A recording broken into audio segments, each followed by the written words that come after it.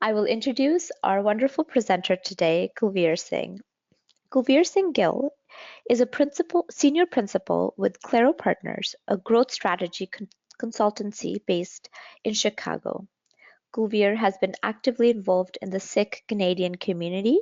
He has served in leadership roles with the Sikh Centennial Foundation, Spinning Wheel Film Festival, and Toronto Sikh Youth Retreats. He is a co-founder of Mississauga's Seva Food Bank and Sikhs Serving Canada. Kulvir also serves as the chair of the board of directors for the William Osler Health System Foundation and is on the board of Habitat for Humanity, Brampton. He's also the chair of Sikh Research Institute Canada. He was a 2011 Action Canada Fellow and is a recent recipient of the Queen Elizabeth II Diamond Jubilee Medal. Mr. Gill holds a B.Sc and B.Comm from the University of Calgary and currently lives with his family in Brampton. Now, without further ado, I'd like to pass it over to Kulvir Singh to begin today's presentation.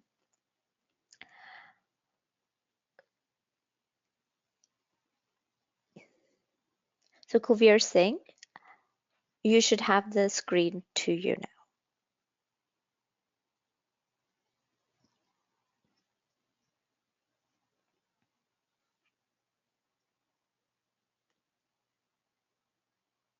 Hello, Kulvir.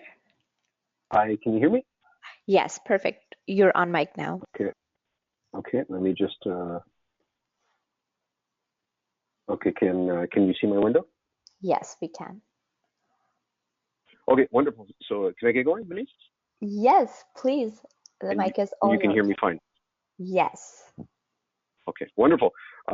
Great. Well, thank you for having me on. Waheguru Ji Ka Khalsa, Waheguru Ji Ki Fateh. To everyone from wherever you're in the world, you're taking the time out to listen in today. I see we already got about 15, 20 people logged in, and I'm sure more will dial in as we get going. I guess this workshop, really started coming to light. The thoughts around this really, have been in my mind for the last few years. And the first version of this workshop really came to me in those, I'll say, dark days at the end of 2016, after the election of Donald Trump, and really kind of that period where a lot of us in the world were going, I don't know what the heck is going on. And since then, I can say things haven't really gotten a lot better globally. And then many of you who have been following the news in the Sikh diaspora, especially regarding this Canadian Sikh community, have probably been just seeing what the bombardment of articles about the Sikh community. First, it was with the Canadian Prime Minister's trip to India a couple of weeks back, and then this week the attacks on Jagmeet Singh, and the real attempts to smear the community, and that's just what's happening in our community. So when I started, really looking at what's going on in the world, it's easy to get despondent. It's easy to get quite depressed. There's a real instinct in all of us to just try to turn off the news, shut away ourselves from the world, maybe zone out on a Netflix binge or a big tub of ice cream and just try to forget about the world's problems. And I maybe did a little bit of that, but on the other side of things, I said, well, what do we do about it? And as Sikhs, what should our response be? And in any time of struggle, if we're going to call ourselves Sikhs of the Guru, that means that we need to come back to the Guru and say what inspiration, what learnings, what insights can we take from the Guru's own words, their Bani, their way of life, their history, and then our forefathers and foremothers before us. What did they do in these times of struggle, where there are things happening within their community, but in the much greater political, geopolitical context? How do they approach it? And so the intention of today's talk is to really kind of go through the steps. Think a little bit about what's going on in the world. Reflect on how maybe that was different, or maybe that was similar to what the Guru saw around them, and what did they think were the root causes? Asking why. Well, why is this stuff going on? Why is these things happening in the world?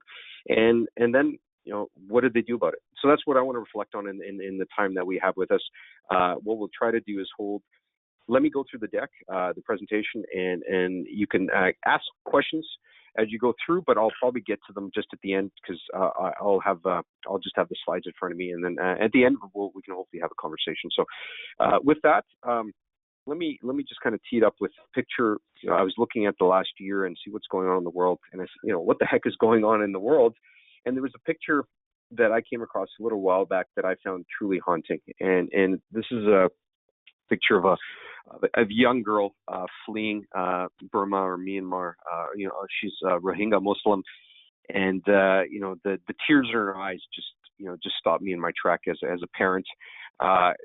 You can only imagine what this young girl has seen, witnessed in her own family, in her own life, and the complete upheaval. And I think I have a bad day when I get a bad email from my boss, and I just think about what's going on in this young girl's life, and how has the world's politics and religions and all that chaos, how does it come down to one person, one individual's life being completely turned upside down? And that's just one, a real human element of it. But when I look at what keeps us up at night, there's actually a lot. There's a lot of things going on in the world and where do you begin? It's kind of one of those, where do I start? And I made a long list here when we do this as a workshop. I work with the team to kind of figure out what's the list, what keeps you up, and like I said, where do you begin? What's happening in the Middle East? The refugee crisis from Syria continues. Climate change could knock out everything, and that's leading to things like food insecurity. With the food bank, we see hungry people in Western countries. Habitat loss, water access in Punjab, in many parts of the world, desertification happening. It's a long list here. The alt-right, the far right, fake news. Trump in itself deserves a line. What the fallout from complete globalization and free trade now to Brexit, and in Canada and places like Australia and in many parts of the world, indigenous rights are becoming a major issue after years of colonial rule and policies, and this terrorism, religious terror, extremism, gender inequality. Where do you start? Where do you end? This is and this is just I'm sure each of you can add 10 more things to this list. It seems like everything's on fire all over the place, and the reality is, this is actually described by our gurus. Guru Amar Das actually said this. He goes, "Jat jalanda rakhle apni kirpa tar." The whole world is on fire. This is Guru Amar Das reflecting on the world of 400 years ago, and seeing what was going on around him. And the inequality that he saw around him, the oppression he was seeing, the tyranny, the casteism, and how people's rights were being trampled. He put up a plea to the divine at the time as well. He said, the world is up in flame. Kush karo to Vaheguru, and saying, apni kirpa tar, show us your compassion. Jita dware ubre, tita leo abar. Do something. Save us, deliver us. By whatever means it takes, get us out of this fire that has engulfed the world. And maybe the theme of my workshop is the last two lines, is that in Satguru Sukh Vikalya Sacha Sabd Vichar Nanak Avarna Suji Harbin Bakshanhar. That at the end of the day, for Sikhs, following our Guru, taking the wisdom of the Guru, bringing that shabd into our life, and really reflecting on it, shows us a way through this world.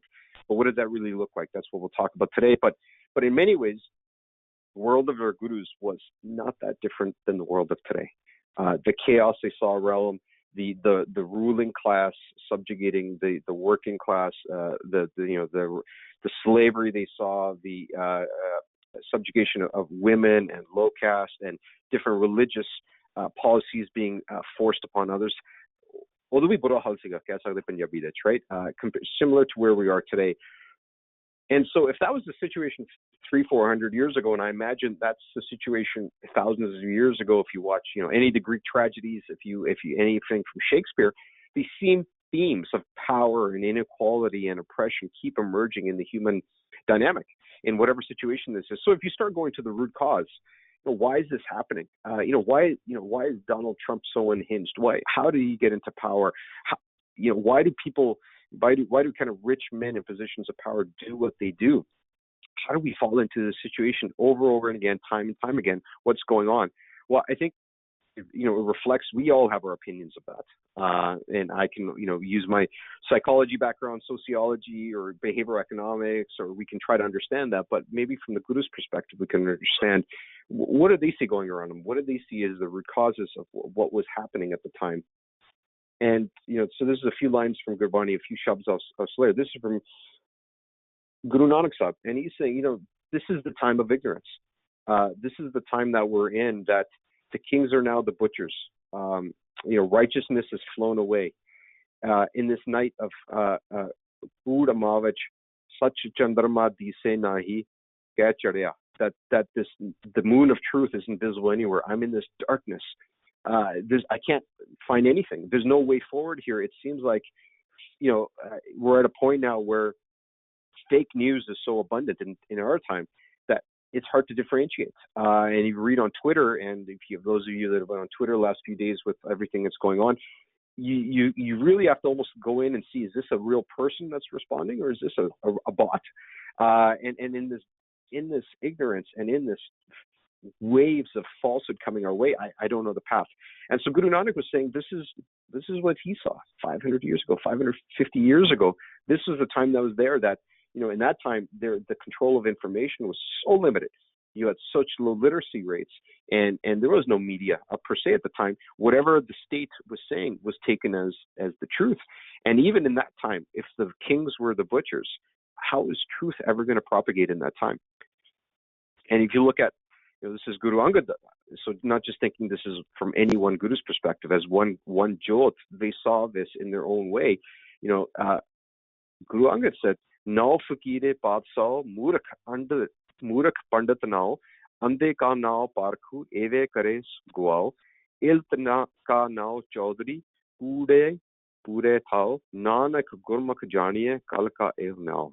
And this is, I put two of the leading figures in the world today who any of you know their backgrounds. These are the people that are in charge now.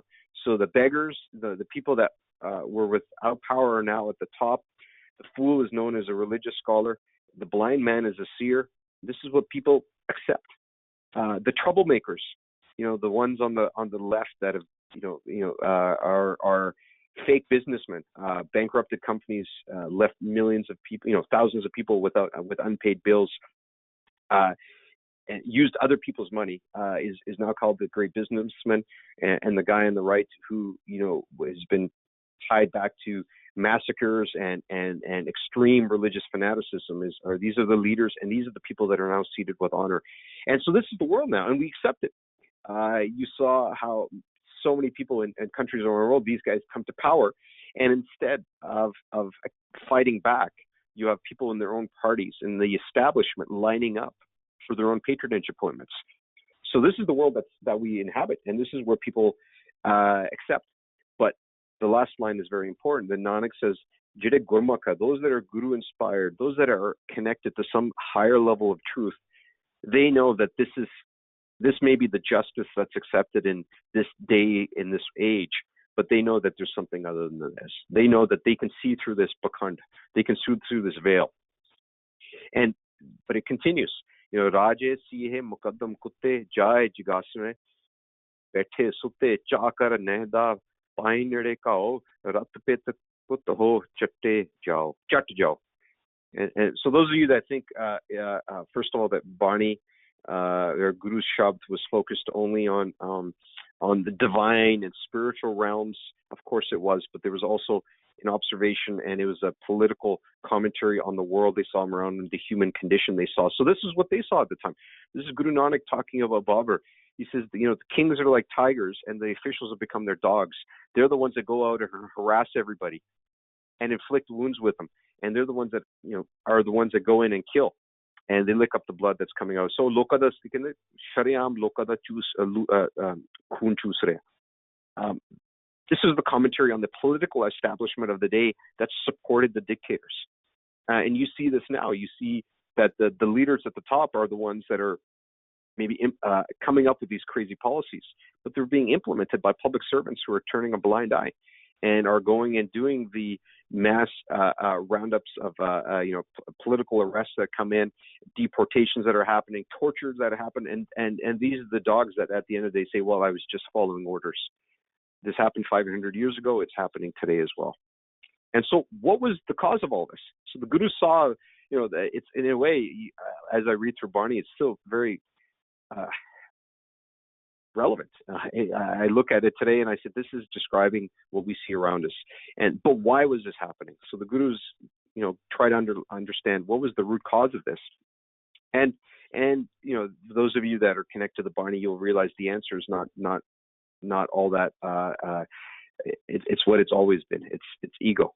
And home ka raje bahut aave, home khappe janm mar aave. So the pride before the fall. And the fellow on the left, anybody, I'm a Canadian, but it was hard not to follow the trials and tribulations of Anthony Weiner from New York, who was one of the most upstart politicians in the Democratic Party. I think almost 10 years ago now, had a real following behind him, was seen as a real common man politician that got things done, and he got involved in all of the scandals of sexting and all this stuff that was going on, and he couldn't just stop. It happened over and over and over again. I think he's finally been charged, and I think he might be going to jail now. But this was somebody who was on top of the world, and he couldn't stop himself. His own pride got in the way, and at one point he said, I was too big. I thought I was invincible. I thought that I was above the law. And so that ego that Guru Sahib talks about, those kam, kro, lo, mo, ankar, and the ego the home that's behind this, the thing that trips up all of us, the thing that makes us all feel like we're entitled to certain things. It's like I get to travel quite a bit, and usually fly economy, but with all my traveling, once in a while get bumped up to business class. It's amazing. You fly business class once, and all of a sudden you think like you should be flying like that all the time. And that's in just my little world, how home it trips you up. And now just thinking, when you get put into positions of power where you are surrounded by yes men and yes women, how that entitlement starts giving you a sense of invincibility, and you think you can do anything. And we're seeing this now with our leaders, right? And it's amazing how oblivious they are to the optics of what they're doing, how they think they can act with impunity, because they've drank their own Kool-Aid, as they say. They read their own headlines. They think they're that good that they're above consequences.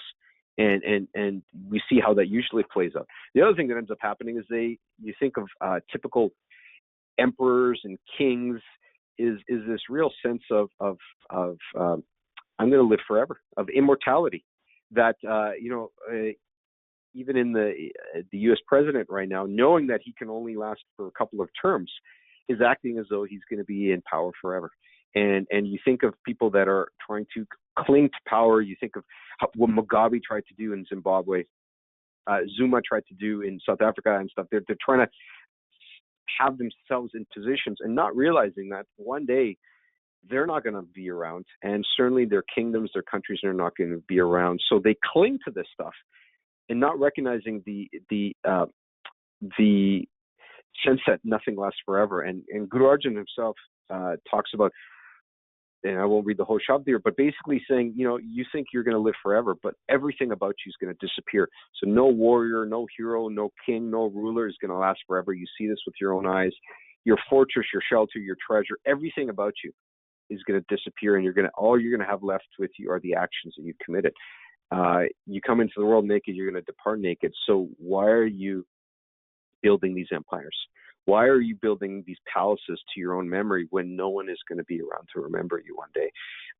And so you cling to power as though you are immortal, or you're forgetting that everything is temporary other than the divine. And so that's the leaders. And at the time, there were religious people too. There were people who were spiritual. There were people who were in positions to do something about it. And what did they do? Did they fight? Did they push back? And some did, but in most cases, they weren't actually very effective. And Guru Nanak talks about the case when the Mughals were attacking, and he saw one of the villages and that was about to be attacked, and he went to the local priest or the pundits there, and he said, you're gonna local villagers, and you're about to be attacked here. You should probably, fight or flee or get ready to do something. And they said, no problem. We're fine. Said, what do you mean? He goes, don't worry. We've all prayed. We've all prayed that the enemy is going to go blind, and we're set. And Guru Nanak's response was, there's a time for prayer and there's a time for action. And at the end of the day, they didn't act. And what happened is the answer was there. And he goes, they were burnt in their place. Everything was cut limb to limb, and none of the Mughals, they didn't go blind. There were no miracles. The miracle was in the action that the people could have taken, but they chose not to because they were stuck in their own blind faith. They were stuck in their own superstition. So the leaders weren't doing their job, and nor were the spiritual guides of the time doing their job. And so this ego, the sense of blind worship, this is what was penetrating the people of the time. And you almost reflect now, how are we any different now? In our community, we have a bunch of people who are focused either on the Mead or the Bead.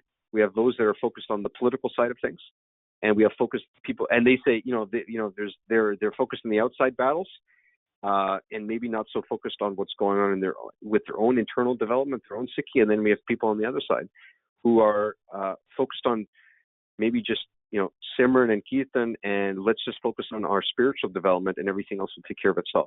Well, Mead and Bead are two sides of the same coin, and they both require effort, and they both require work. One leads to the other, and that virtuous cycle. And so at the time, this was not happening. People were, neither the Meads or the Beers were living up to the responsibilities that they had for the population. So why does any of this matter?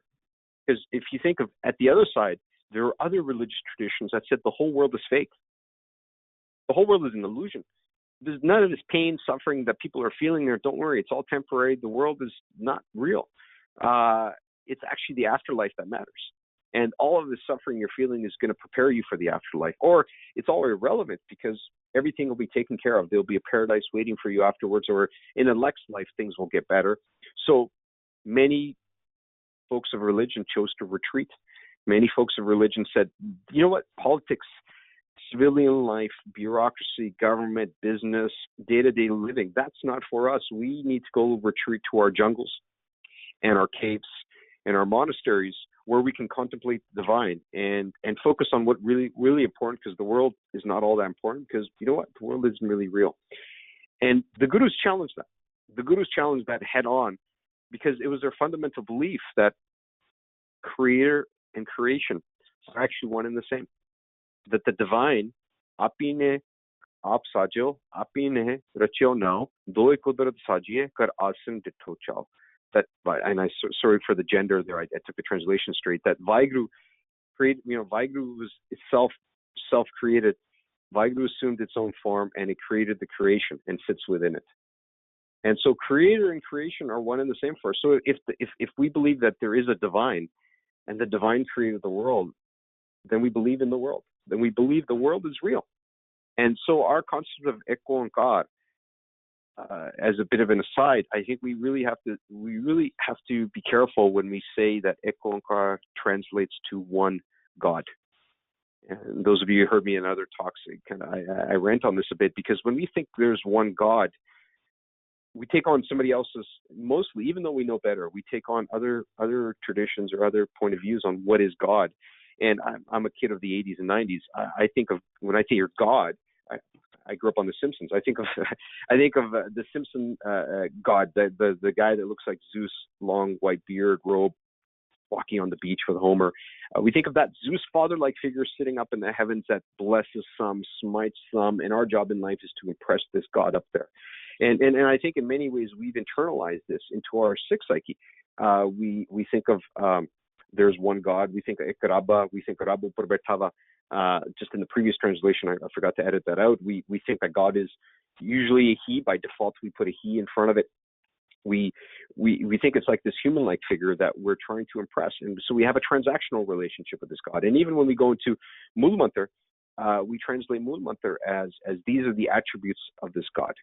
That this God is, there's one God. His name is true. He is the creator. He is without enemy. He is without hate. He is the one that's perpetual, and it's realized through Guru. And I think we need to think about that a little bit differently, because is that really the God we were meant to believe in? I don't think so, because like the last book of Gurbani stated, there is no difference between creator and creation. Because how did we get here? Oh, my body, this divine light is what created you, and that's how you came into this world. And then this negation of gender, of course, this creator, this divine spark is your mother and your father, and it's the reason you come into this world. So each of us comes from this divine spark. So each of us has this connection to the infinite. Each of us is, if we say the Jyot of Ek Onkar is within us, then actually Ek Onkar is within us. And so our point, why are we here? Mantu Jyot Sarup hai apna mool pashan. Man harji tere naal hai gurmati rangman. Recognize, my mind, recognize that Jyot, that light is within you. And that's actually the essence of who you are. Apna mool pashan. Mool is essence. Recognize that the very molecules, the very atoms that are within you are the same atoms that were created in the Big Bang. Every part of you is as old as the universe itself, and the universe was created by Vaheguru. And so you are a part of this. You are an extension of Vaheguru. You are divine. And man harji tere naal hai. So har, Vaheguru is the all-pervasive one, is actually right with you at every point in time. It's within you. You don't need to go look out there. You don't need to go find God as though God is lost. God is actually inherent in every element of your being. You need to recognize that. And that's a gurmati, through the inspiration of the Guru. You recognize this rang, this love of Vaheguru is actually within you. So we're here, to actually recognize Gobind Milan ki bariya, that Gobind is actually within us. It's here in our body. We've been given this opportunity as a sentient being to realize this, to realize that we are part of Vaheguru, that the entire universe is an extension of Vaheguru, that we're not here on some isolated journey. We're here as part of the Ek Onkar, as part of this one divine force. And so we're not here to look for salvation or in heaven, paradise or something that's beyond us. We're actually here to develop the best in us, and the best that in us, the perfection that sits within each one of us. That is actually what is God. That is what is divine within us. So, we can, no one's gone to heaven or hell and come back and told us what it's like. So we can leave that debate for later. But chances are, if you don't develop a sense of svarg, a sense of heavenly lifestyle here on earth, probably not going to find it wherever you're going afterwards. And if your life is hell on earth here, then it's probably not going to get any better later on. So why not improve and live a divine life here, live a heavenly life here, a life of connection here? And that's actually for us, the life we want to desire. And that's a connection to Ek Onkar, the creator and the creation. Let me actually just pause there. Vineet Kaur, if you're still there, is everything okay in terms of, before I rant on too long? You can hear me okay? Slides are working okay? Everything's going wonderfully. Thanks, Kulvir. Okay, good. Just interrupt me if anything you hear otherwise. So what should we be? And this is a line that really I found inspiring, is Harjan aisa chahiye jaisa hari hoye. So the slave of Vaheguru, what kind of person does Vaheguru want to be worshipping Vaheguru? Someone that is just like Vaheguru. So our purpose in life is not to meet God, it's actually to become like God. Is actually to bring those qualities, those attributes of the divine into our life, so that we can be just like Vaheguru. So Khalak mein Khalak pur reha sab thai. Creator is in with me, and I am within the Creator. We're one and the same. And the Gurus were the ones that realized this, and their entire lifestyle was transformed with this realization. This perfection, this divine perfection that came through the realization that they are part of the Ek Onkar, and that if they can overcome the things that are holding them back from realizing that, that's where their perfection, that's where their immaculate perfection came from.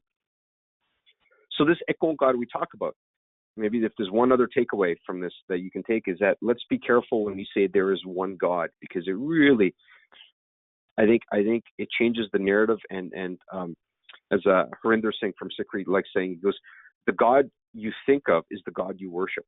and it translates into your entire religious lifestyle practice. So if you think of God as somebody out in the heavens that you have to try to impress, then you do certain things to impress them. And if you fear that God is coming from a point of fear and guilt, then you're afraid of this God, and you're guilty if you feel good if you do the right things, and you feel bad if you don't do the wrong things. That's not our God. Our God is not coming from a place of fear, a place of guilt. It's not something out there to inspire. Our language is actually within us, and it is actually, its language is love. So these attributes of Ekon God, if we're part of Ekon God, these are actually attributes that we can cultivate in our own lives. How do we cultivate a sense of oneness in everything we do? How do we all? Yes. I think your mic has moved a little. It's muffled coming through. Okay, can you hear me a little bit better now?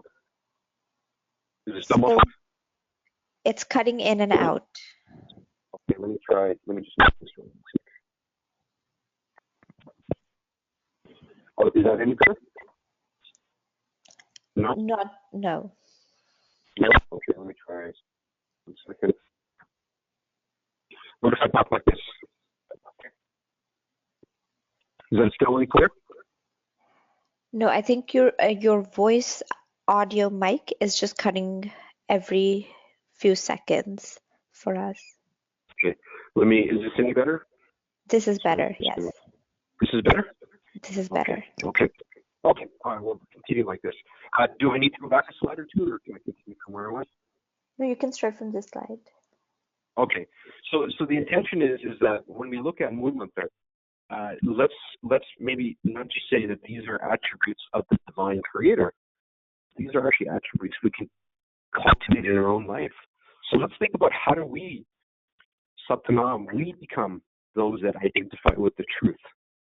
That we actually are the ones that can find, Sat is we say truth, but Sat also translates to Seva, those things that are permanent. So in this world of fake news where the world is upside down, how do we become attuned to those things that are actually permanent, those things that are those values that actually matter, those things that are actually truth no matter what people will say? How do we be able to look through the propaganda and the spin out there? How do we become creative forces in our own right, creative beings in our own space? How do we become fearless in our own actions, in our own careers, in our relationships? How do we actually truly see everyone as part of Ekon God and move beyond divisiveness? How do we stop seeing those others and we see everybody as an extension of one family? How do we become beyond death in our own life? How do we become fearless, rather than being fearful of our own safety and our own vulnerabilities? How do we transcend that? And we rise above that and say, we're fearless. We become permanent. Death becomes irrelevant to us. How do we become beyond life and death? And how do we become meaning self-illuminated in that sense that we connect with the Jyot within ourselves?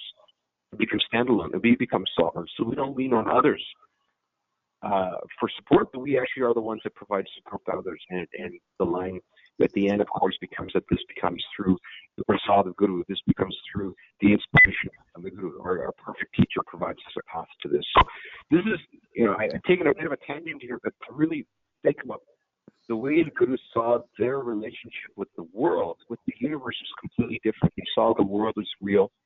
They saw the world as part of Ekon God, and they saw their role within that as one that is a very active, prominent role to play, rather than the passive role where things are just happening.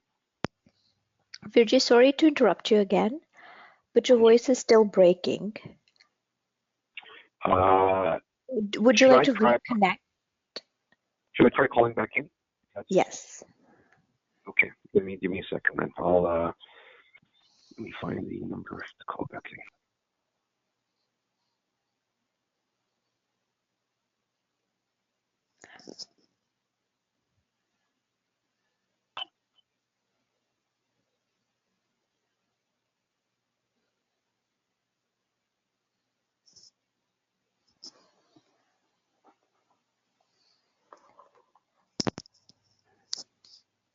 Hi, Vineet, can you hear me?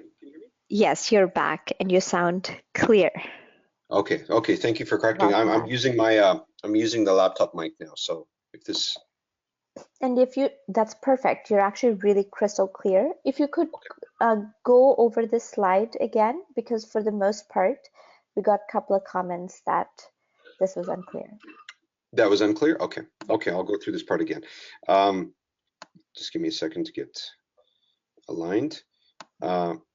So this slide, the takeaway of here is that if we're able to really appreciate the concept of Ekonkar being beyond one God, to really saying one all-pervading force that encompasses everything within the universe as part of that the creator and the creation are one and the same, then the extrapolation of Ekonkar, the Mool Mantra of Guru Nanak, really then applies to us as well. So these attributes of the divine are actually attributes we can cultivate in ourselves. So the sense of truthfulness, the sense of creativity, the sense of fearlessness and seeing no one as the other, this sense of being beyond time and beyond, transcending beyond life and death, and the fear of that, and really becoming sovereign in your own sense of Sepang, being someone that doesn't need the support of others because you are connected to the one. And this comes through this comes through the divine of Vaheguru. I'm gonna have to put you on hold 1 second. 1 sec.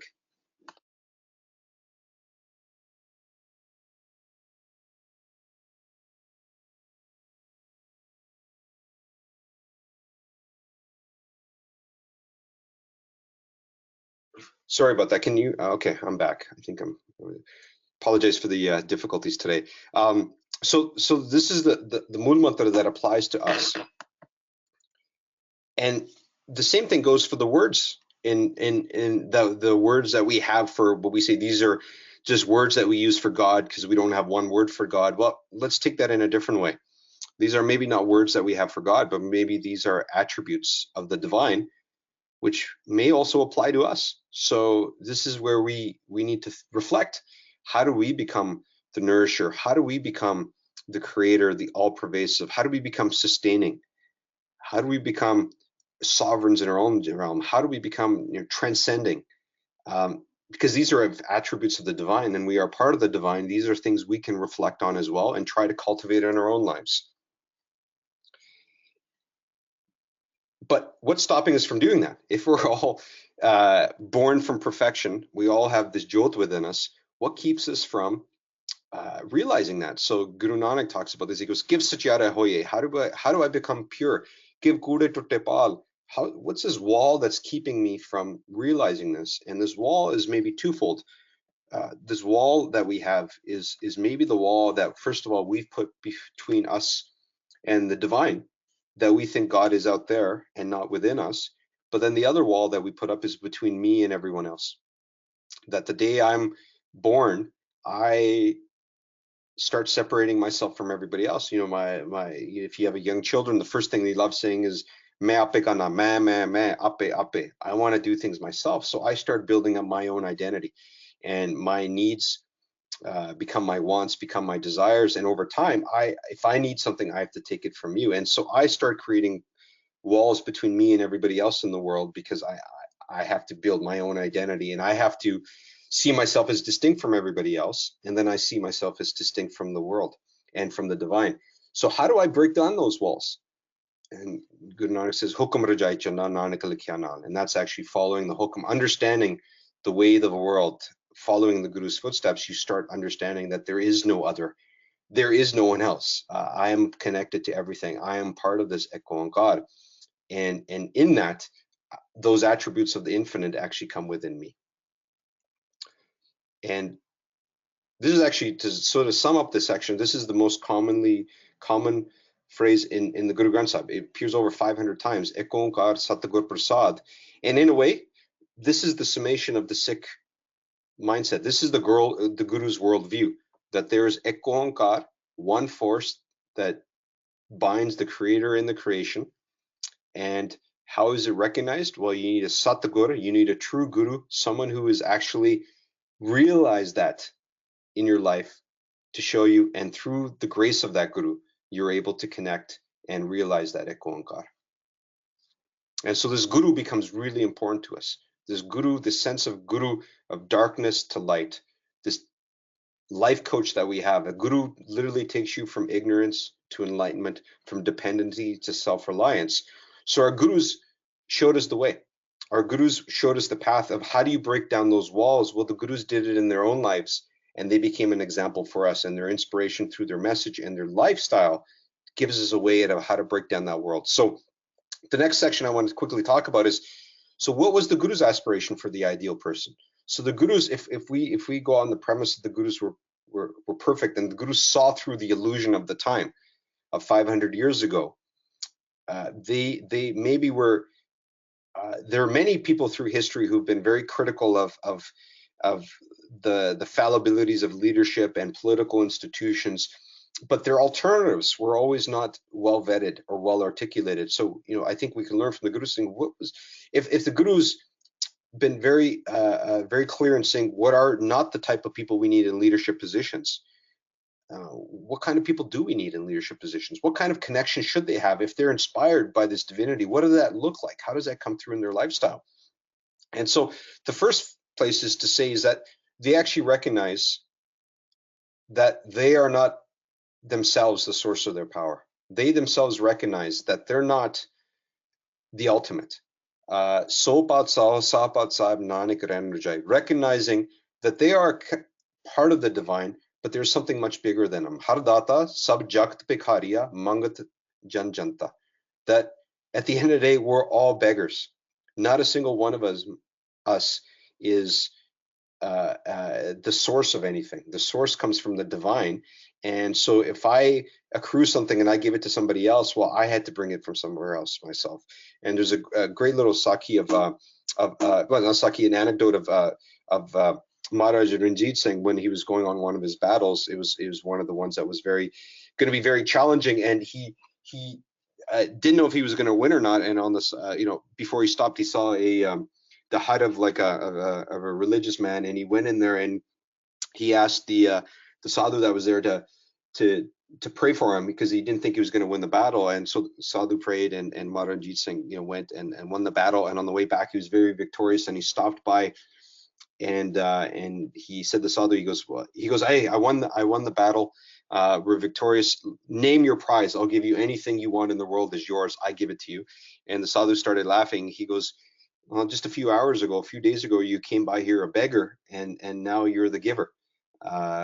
You've already forgotten that nothing is yours. It all comes from the divine. So I think for us, the sense of humility, the sense we're all part of something bigger, it comes at the foundation of our leadership, is that each of us is given maybe an opportunity to lead in our own way, but this is not this is not a something that comes from it's not what's the right way to say this, it's not coming from us. We're vehicles, we're given these opportunities, but let's not forget that there's something much greater behind us that is putting us in these positions.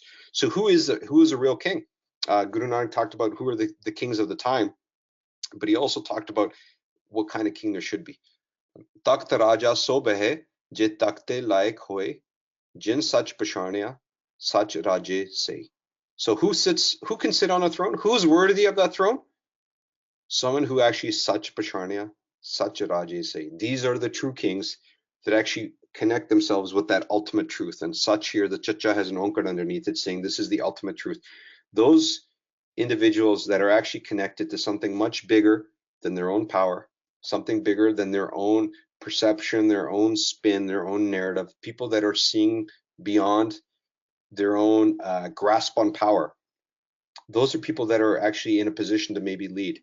If your entire purpose of leading is self-preservation and keeping your empire for future generations, you're not going to survive very long. Rare are those leaders that actually are focused on those things that are eternal, that are doing the right thing, that are seeing ekonkar and all. But that's the bar that the Guru puts for those who want to be in a lead. That's the aspiration you have here. So like Plato's philosopher kings, Guru Nanak wanted the rulers to be above the temptations of the world. Only if the ruler is guided by the divine light can he be of any service to the people. Such an authority should not be swayed by material pleasures, but should create conditions in which love for God and spiritual values may flourish. This is a very lofty ambition. But these are the people that Guru says, these are the people that should be in the positions of leadership. These are the people that should be rising to positions of leadership in the world. And so how did this come to light? And so what does this come back to us? Of what should we be? How do we become this? This is a very lofty aspiration for us. What should we be doing in the world? How should we be fitting into the world? And the answer comes from I found this answer from a very simple Sakhi of Guru Nanak's time, of Bhai Mansukh, who was a trader, who happened to be blessed by Guru Nanak's presence and time spent, and became a Sikh of the Guru, became inspired by the Guru, and his entire life transformed. In terms of his relationships with his family, his caste, all those things became irrelevant, and his behaviors changed. His perceptions of what power was and who he had to impress in the world and what his role in the world was changed. And he ended up trading all over South Asia, and he ended up in Sri Lanka, of all places. Ended up in Sri Lanka, and word of him started trickling around because he was not like the others. He dressed differently, he talked differently, he walked differently, he prayed differently. What others thought were important, he couldn't care less about. What the protocols that other people held high regard for, the superstitions of formalities, he completely disregarded. And word of him spread to the point where the local King Shivnab, actually called him in. And this is how impressed that King Shivnab was, that just by meeting a Sikh of the Guru, he became a Sikh of Guru Nanak over time. And eventually he called for Guru Nanak to come and visit him, and it was because of a Sikh that he changed his entire life. So for us, there's a real lesson there for us, is that we don't need to be doing big PR campaigns. We don't need huge advocacy on levels if we're not going to be ourselves, if we're not going to live our values. Professor Teja Singh, in one of his preambles, I think, to one of his books, he had a line around paraphrasing, but he said, Sikhs, stop building monuments to your heroes.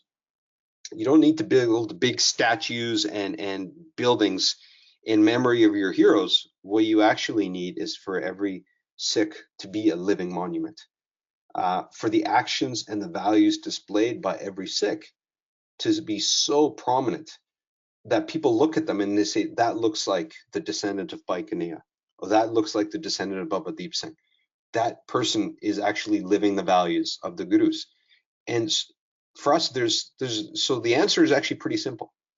How do we deal with the Trumps of the world? How do we deal with Modis of the world? How do we deal with everything going on in the world, all the bad press about us? Of course, we need to call it out. We need to fight it. We need to mobilize. We need to do all of those things. But let's not forget that at the end of the day, in Sikhi, personal behavior, personal actions, your intentions actually matter more than anything else. We cannot divorce our actions from the results. I mean, a different way of saying that is that, in Sikhi, the means do not, the ends do not justify the means. So we can, in mainstream society, you can say, well, right now I saw quite a few criticisms of Churchill coming out, right? Churchill was a great man. He defeated Hitler, World War II. He was orchestrated the Allies. He was a central figure, and Western democracy and freedoms are around. We are where we are because of his success. But also he was known to genocides in India, starving millions of people. He himself had many racist views. But in mainstream society, we can discount the two. In Sikhi, you can't. Many Americans, while fond memories, Bill Clinton was a great president. Look at all the great things he did for economy. He opened up the globe. Post Cold War, he did all these great things. And so what if his personal character, his personal lifestyle wasn't that great? But look at all the great things he did. Well, in Sikhi, you cannot divorce character from actions. How you live your life, how you view the world, your internal behavior is actually just as important as a leader, as how things are displayed to the world. Because if your internal moral compass is not set, if you're not focused on these higher values, over time those are going to come out in everything you say and do. And the story by Mansuk is actually, shows that, is that you don't have to be great, you don't have to have a great title, you don't have to be in huge positions of power to make tremendous change in the world. You literally need to be true to yourself and true to your values. And so that's at an individual level of what we need to be doing. But how does this now cascade to at a societal level? How do individuals like this transform society? How do we look at the world? What's the world we want to create? If we look at the world that is now and say, this is not the world we want, what is the world we want? We can't just say everything's wrong in the world and go home. We said to say, what is the alternative? And the gurus gave us glimpses into what an ideal society could be. In Guru Granth Sahib, Bhakt Rav Das's Bani, he talks about this concept of Begumpura. And Begum is a city. Gum is sorrow. So Begum is without sorrow. Pura is the city without sorrow. And it's a longer shabd. I highly recommend you go through and if there's one shabd from today to really review and look at. And the opening lines are Begumpura ser ka nao, duk ando nahi te thao. This is a place where, and the whole line goes through, and you almost look at it and say, this is a political manifesto. This is talking about an ideal society in which there is equality and inclusiveness, where there are no second or third class citizens, in which there is freedom enjoyed by everybody. Even things like where taxes are fair. It talks about that, where there's peace and safety for everyone, regardless of their perspectives or their worldviews, where everyone is wealthy in the right sense, that everyone is content with what they have and the material needs are met, no more, no less. There is a sense of community. Everyone is part of a kinship, a brothership, and that it is free of troubles and anxieties. This is actually a manifesto of Bhakt Rav Das, in that this is a world. If you want to see a world that is fair, if there are second and third class citizens and people feel like they're being treated like second and third class citizens, how can you have a city without sorrow? How can everyone be happy? How can you be free of troubles and anxieties? How is everyone going to feel safe? If you have indigenous communities, if you have African American communities that feel that their rights are being violated, they don't feel like first class citizens, how is everyone going to be safe? If even one person is feeling unsafe. So this sense of equality, that everyone has to be in the game, everyone has to be applied for. This is why this global inequality is, I think, for Sikhs, such a major issue, is that if you have, was it 50% of the world's wealth that was created last year was taken up by 1%, it was 0.1 or 1% of the entire population, and the bottom 50% of the world's population didn't accumulate any value last year, any wealth, then that is a powder keg for huge civil, you're going to have civil unrest. Of course you are. And so as Sikhs, what are we doing about that? How do we find this sense of equality? How are we bringing about policies that are actually going to try to improve that? Where do we stand up for that? And that could be in our own local communities. What are we doing about that? And this community building thing is actually really important for Sikhs.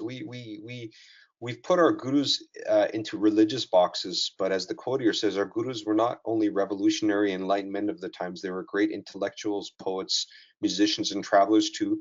Besides this, they were also great leaders who provided leadership guidance and encouraged expertise, attracting trade in their roles as town developers. Such was their modern, realistic, and intellectual thinking that all our gurus established or developed new townships and endeavored to provide better infrastructure and services like water and wells, roads, inns, schools, sporting facilities, and places of worship for other people. So 8 of our 10 gurus founded other cities. And they actually made this real.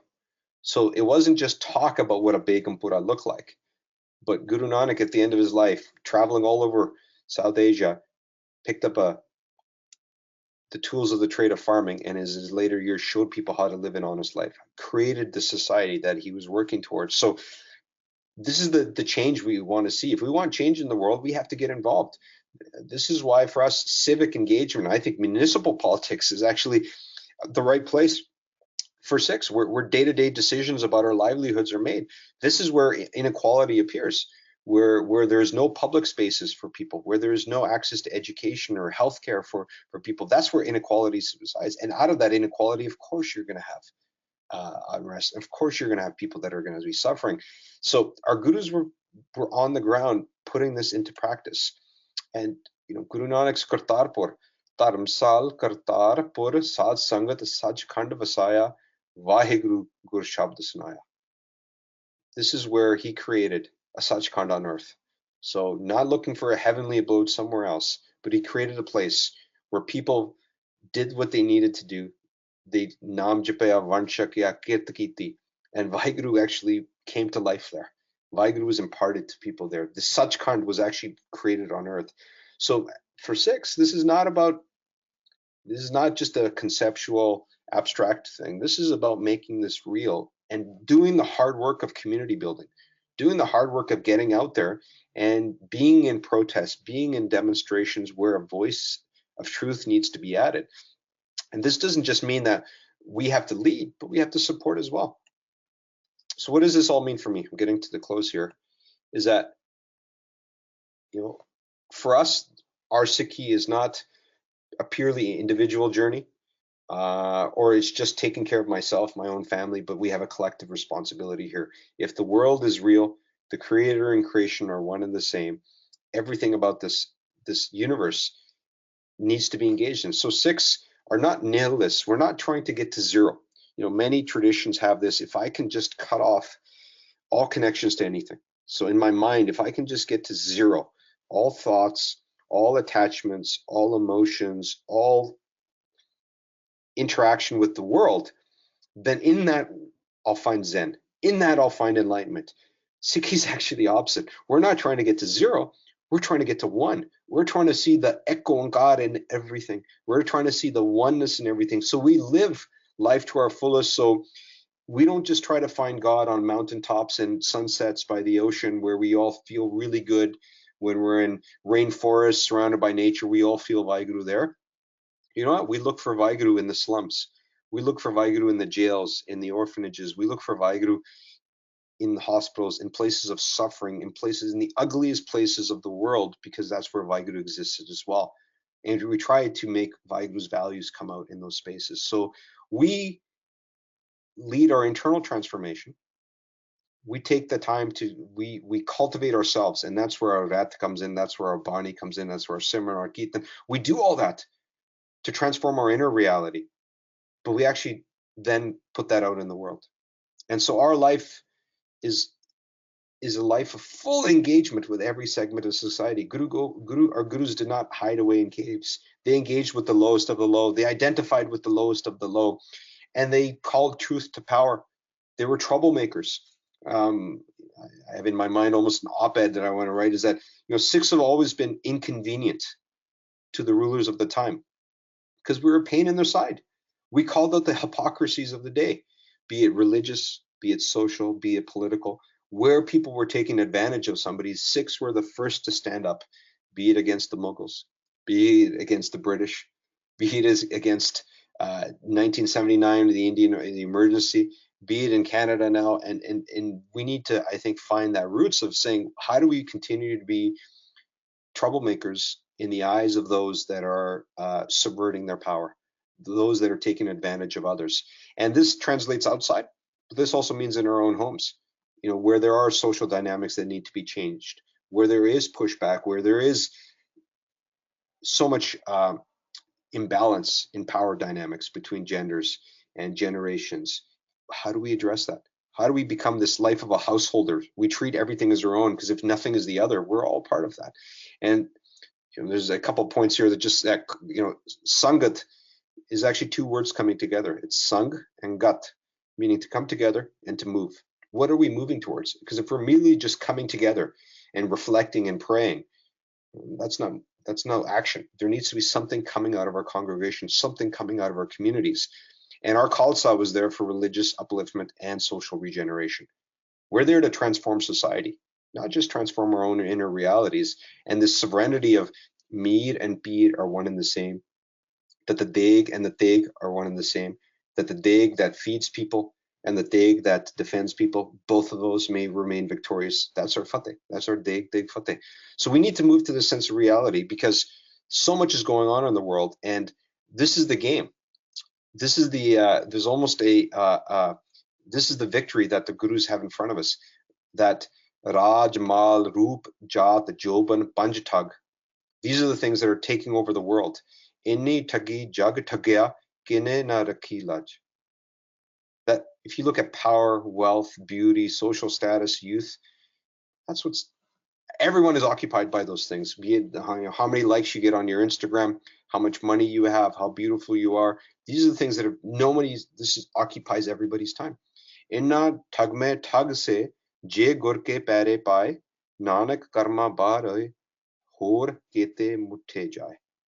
Here's the but those that actually figure this out, those that get inspired by the guru, that see that reality of what the world is really about, they see beyond power, they see beyond wealth, they see beyond status and youth. They actually take advantage of those things. So the things that are, we are slaves to those become subverted by us. So if we're not enchanted by power and wealth, what do? We use that to our advantage. So this does not mean that we do not acquire wealth, we do not acquire power, but rather than being controlled by them, we are actually controlling of them. So we use our influence. We have 1 million Sikhs in North America. We start using that influence. We have all these Sikh politicians in power in Canada. We start using that influence to actually make social change happen. So this is the irony here, is that we engage in the world, and people of previous religious traditions wanted to stay away from the world because they saw that temptations of the world as too great, that needed to be cut off because they would succumb to them and be overtaken by them. The gurus put a twist on it, because we're going to engage in the world, and the very temptations that you're fleeing are the ones we're going to wrestle to the ground. We're going to take over, and we're going to use those very things to change the world. And so this is the power that we have. This is the inspiration we've been given by our gurus. And there's a video here that I'll share, but you can look it up. And I themed my topic today, challenging the darkness, and I'll reflect. It was the video I was going to show up was a story that the late Jaswant Singh Rashid Jaswant Singh Kalra, told in his speech, and I hope most of you have seen it.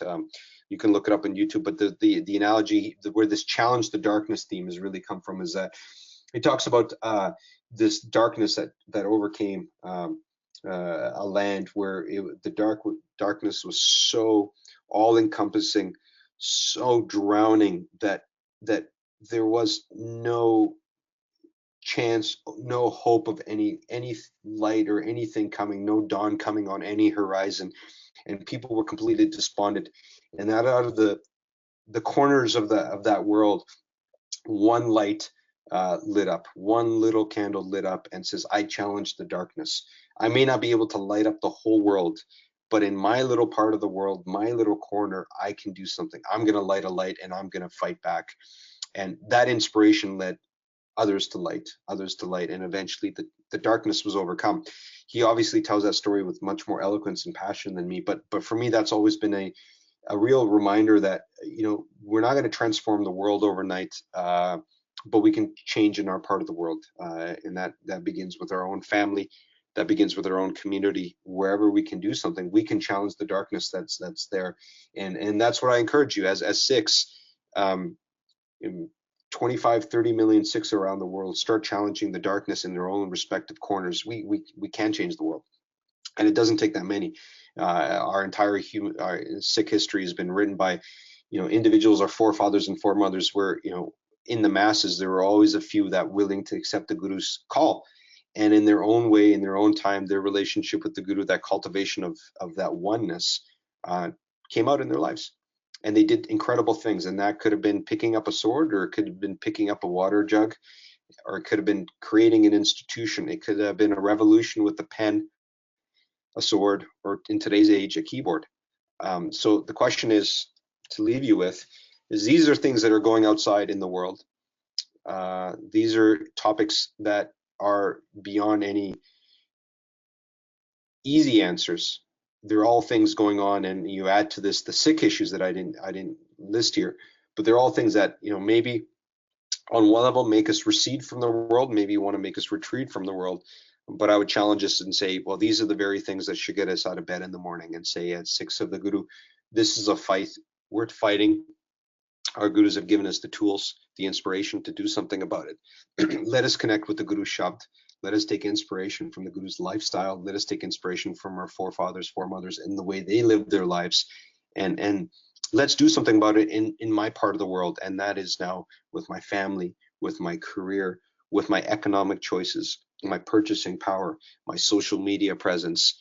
These are all small tools we can play in fighting this and challenging the darkness. So with that, I'll close off my formal talk, and Vineet, you can take over and see if there's any comments or questions that we have from the listeners.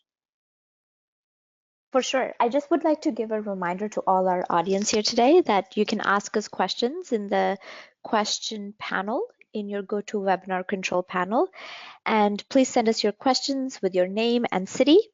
And if you would like to ask the questions verbally, you can just request so. Please confirm that you have a working microphone, and we'll unmute you from the panel so you can ask us your question. I would also like to thank you, Kulvir, for such a wonderful presentation. I'm glad that I was able to catch this presentation, because I know I missed it in the Toronto Sikh Retreat last year.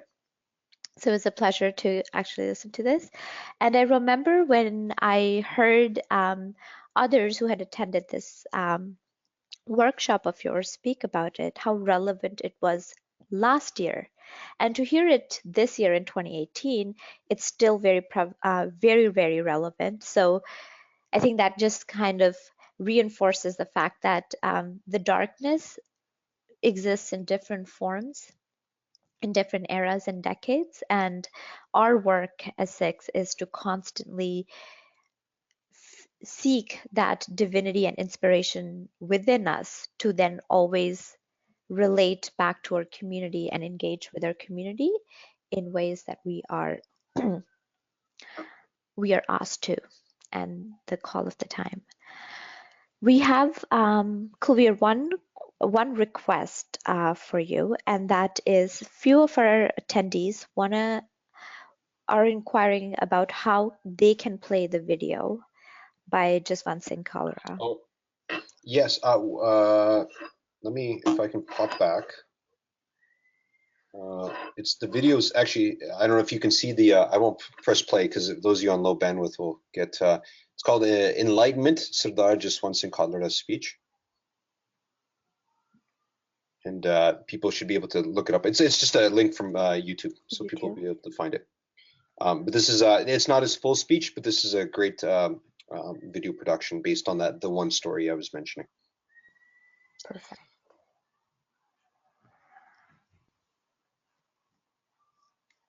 And so another question we have on the panel here is that how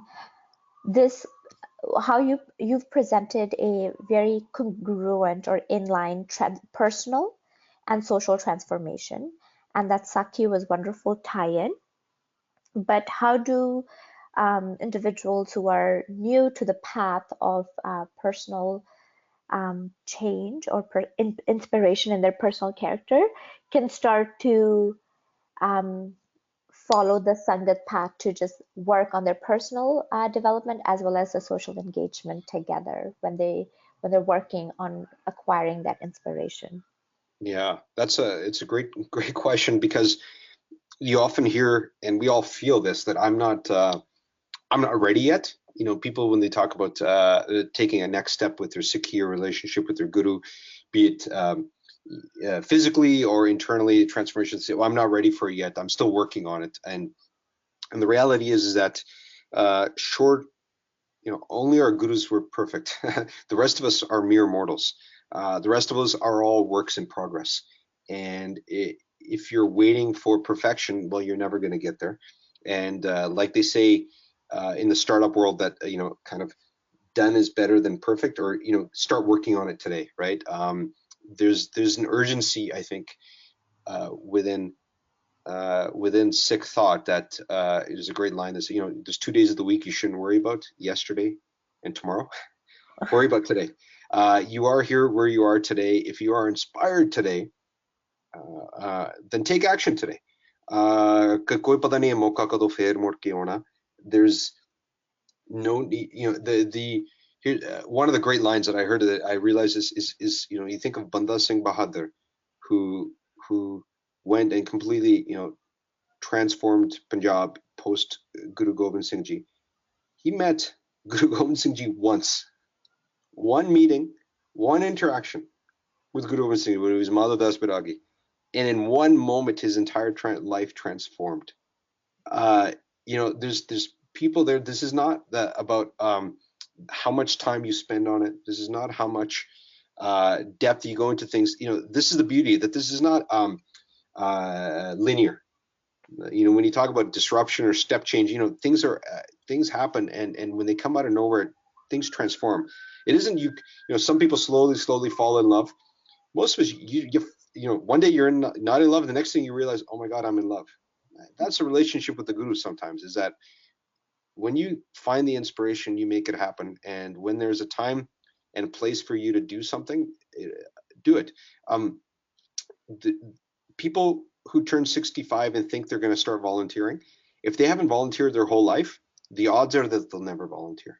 If you don't cultivate a sense of practice in your early days, it doesn't materialize. There aren't a lot of, I know a lot of, we have a lot of people in our families and stuff that as they get older, they maybe find time and then they receive Amrit and they become initiated. But it isn't that most people just wake up one day and at the end of their life and say, now is the time, I'm going to make it happen, if you haven't cultivated that relationship with the Guru in your whole life. And so the last thing I'll say is if you ever want to feel better about yourself, go be useful to someone else. There's a way you can be useful in any way. There's a way that you can stand up. This is as small as standing up to a bully in your school for young kids, all the way up to bullies in the workplace, standing up for making sure you're giving space for diversity and inclusion in your workplace, giving space to your female colleagues, giving space to your visualized different racial minorities, speaking up about that. This is a great example I'll end with is I remember in Toronto, a few youth were trying to think about how do we support the Black Lives Matter protests or the I Don't Know More Indigenous protests that were going on. They're like, we're not of that community. We sympathize, but we don't, it's not happening to us in the same way. What can we do to show support? And we came up with the idea of go feed them. If all you can do, if all Sikhs ever do, if we go to every protest where there's something happening of fighting equality and we just feed the people protesting and we show our support that way, and we know we can do that, you'll change the world. Right now it was a pretty lonely week for Sikhs this week in Canada, as we were being attacked by the media. And we had some people standing by our side, but we didn't have a lot of people by our side. And people were saying, why isn't other communities coming to defend us? And I had to be honest. I said, when have we defended other communities? When do we go out of our way to stand up for others? There's always isolated examples. But if we showed as much passion in defending the trampled rights and oppression against other groups as we did with ourselves, we would probably have a lot more allies at this time. So I think there's a moment for us there's an opportunity for us to do that in our own small way. Exactly. And even if we're doing our own personal transformation, that's one person we're changing in this world for the better as well. So thank you, Kulvir Singh, for this presentation. Those were all the questions we have for the moment from our audience, but I encourage our audience to engage with us through our Twitter as well as our social media if they have future questions. We just have one more question pop up. I think we have time for this last one. This is from Haranjan Singh. And the question here is, Kulvir, that in our day-to-day professional and social world, sometimes there are situations where some folks are heavily polarized due to negative and false media coverage on the issues pertaining to Sikh separation.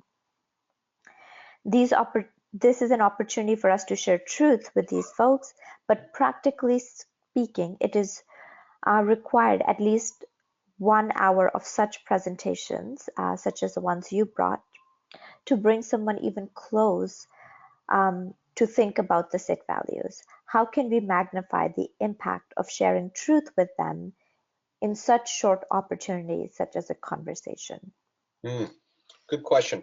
I think where we struggle in our narrative as a Sikh community is it's not easy to get it in a soundbite. To talk about the trials and tribulation of our community, what led to, if we're talking about the events leading up to 1984, everything that's taken place, all that, that's hard to get into a 30-second soundbite or a 5-minute conversation with somebody.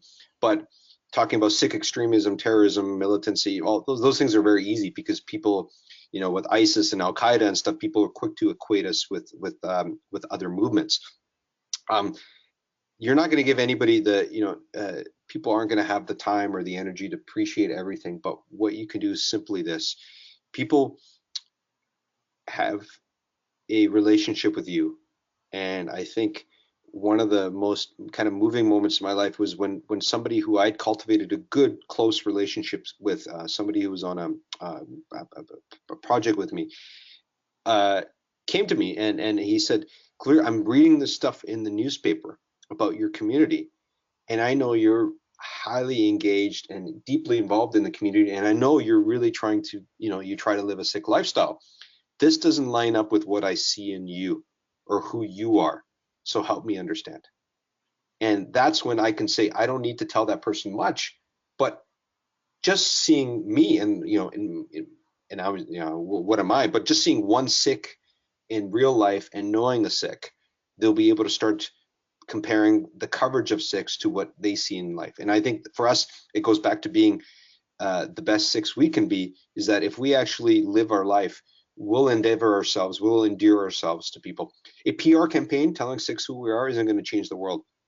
Small, meaningful, personal interactions, one person at a time, one act of compassion and kindness at a time, is going to change more opinions of Sikhs than any billboard will ever do. So I leave it with that. I think if we need to, change the perception of Sikhs, we need to change the thinking of Sikhs. We need to change the actions of Sikhs, and we need to start loving like Sikhs. If we start seeing everybody as part of Ekon God, pretty quick the hypocrisy of any perceptions around us put up by others and the narrative that will come out. And I think people will see us for who we are. But that's it comes back to us actually living that Sikh lifestyle. So I think with that, Vanikor, I think we're coming to the end of this webinar for sure. So please everyone join me in thanking Kulvir Singh for the webinar today. And I think all of us are going to take away a lot of personal things from this webinar. Please be sure to watch the video as well. Thank you for all your questions, and apologies if we weren't able to get to your questions today. You're more than welcome to ask us those questions on our Twitter handle or Facebook page, and we will surely post the replies. Please be reminded that these webinars are provided for free, but there is no cost associated, but there is cost associated with its technology and administration.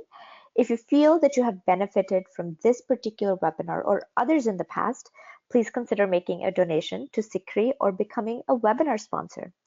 For more details, you can get information on info@sikhri.org. A reminder to everyone, please wait just a few seconds for the link to appear on the follow-up survey. Your feedback is extremely important to the Sikh Research Institute, and we really appreciate the time you put into tuning into our webinars as well as providing us feedback.